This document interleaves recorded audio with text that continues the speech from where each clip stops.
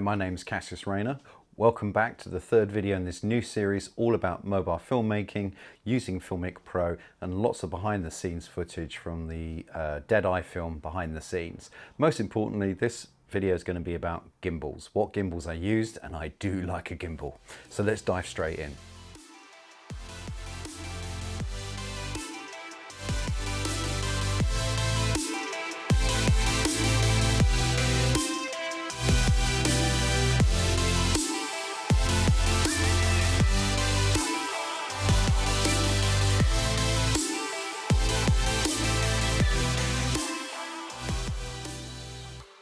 So in this video, I'm going to talk about gimbals, and as some of you may already know, I do like a gimbal. I'm very into a lot of tracking shots, a lot of smooth running shots and so on. So yeah, so forgive me on that one. So the most important aspect of mobile filmmaking is the gear that you're going to work with. Now, of course, number one is FiLMiC Pro. You need that app to shoot the high level quality video that you really want to get from your shoot. But in particular, I'm going to look at a few models that I used on Deadeye, and there were reasons why I specifically chose those models. And a lot of it is around weight. And when I say weight, not just weight of what it can hold in the sense of what you're going to add to it with your phone and external lenses or filters, but actually also the weight of the gimbal itself. I like my gimbals to be meaty, heavy. The heavier they are, the more weight there is to them, the easier I find it to work with in balancing those smooth shots. I went with the Crane M2 by Gion, or Juon, or Juon. Okay, beep, there'll be a few retakes on that one.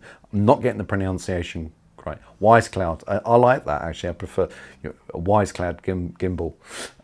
Anyway, Crane M2 and also the Gimbal S. So I chose those because I wanted rigs on both of the gimbals, and also I was thinking about using external lenses for specific shots. So for example, when I was shooting the police sequences, which is basically me hanging out the back of a van or out the side of a van, filming a police car in action, the Gimbal is an amazing gimbal. It's a really sturdy gimbal. It's very solid in its build, and I felt that working at that speed as well, hanging out the back of a van with it attached to a monopod, it was still going to get me the smooth shots that I needed. And obviously I used FiLMiC Remote, and I had that on my lap. Not the most safe of things to do, but on a second device, I had it on my lap.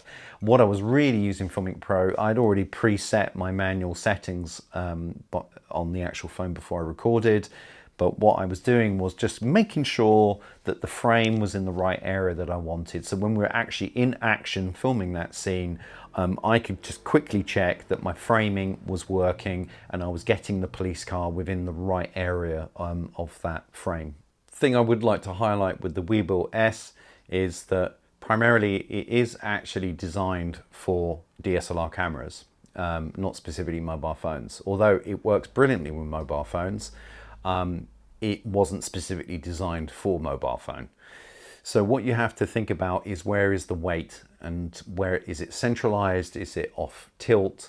And of course with the iPhone 12 Pro Max with the lenses to the side, and of course the B-script cage, and then when you attach the really heavy 3x telephoto lens, you will then find that you're struggling a little bit with the calibration because the weight isn't centralized. It can do it, but it just takes an awful lot longer to set it up. So I found by flipping the whole cage over upside down, actually then forces everything, the weight wise, forces it all to be more centralized to the camera plate and makes it very quick for you to switch it on, calibrate, and ready to go and shoot. So I found that that combination is what actually worked for me.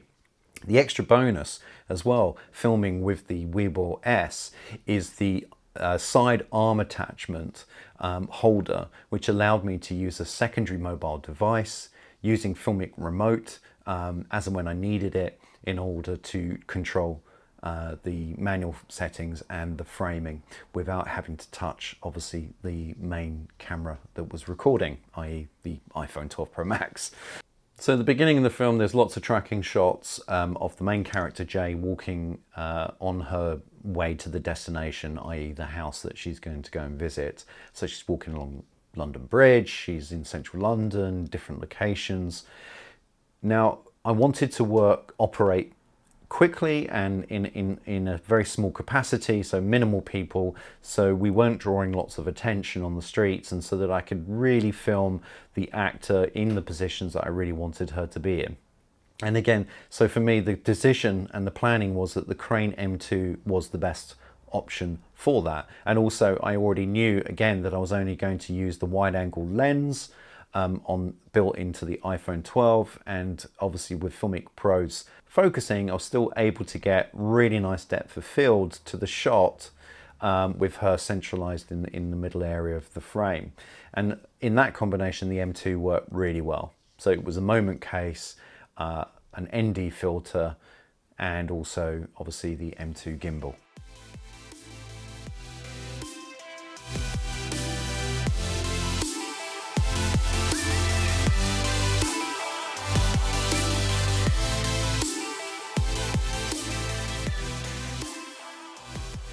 One of the most key aspects of using a gimbal in mobile filmmaking is obviously it's finding the right one that will work for you. And how do you do that without actually physically holding one or testing one? That is tricky. But what you need to make sure that you're checking is the weight. And why do you need to check the weight? Because you need to know what your game plan is. You need to know in what combinations are you going to use that gimbal in the next shoot that you're going to do. Are you going to shoot a music video? Are you shooting a family video? Are you going out to do a travel video? Whatever it might be, it is the end game that you need to think about. What am I going to attach to that phone? Am I just going to use the built-in lenses in the phone? Or am I going to attach an external lens? Am I going to invest some money in different lenses, or am I going to attach large filters, ND filters, cases, etc., etc.? All of those makes a huge difference in what type of gimbal you need to go for. So one of the key points, what I'm saying is, when you're looking online for the right gimbal for you, know the weight that you need. So you need to know the phone's weight. So the phone you have that you want to shoot with, know how heavy it is. When you're looking at other products, i.e. ND filters, cases for the phone, or an external lens, you will always find in the descriptions of the products what the actual net weight is of those items. And so when you combine all that together, you then know what kind of gimbal you're going to need that's going to cope with that weight. So I would always say that it's important to have an itinerary. Plan your shoot, plan the day ahead, really think about what combinations of gear or equipment you really actually need on the shoot itself, because it will save you a lot of stress and frustration later on in the day when you're actually filming the scenes. So that's about it for now. I really hope that you found it of interest. I really enjoy doing these videos. I hope it offers a little bit of inspiration in your journey into mobile filmmaking. I really look forward to seeing you in the next video. If you haven't checked out FiLMiC Pro, please go to the App Store or Google Play, check them out. Okay, and if you haven't seen the film Deadeye, go to deadeyefilm.co.uk. Thank you so much for your time, and I look forward to seeing you in the next video. Stay tuned.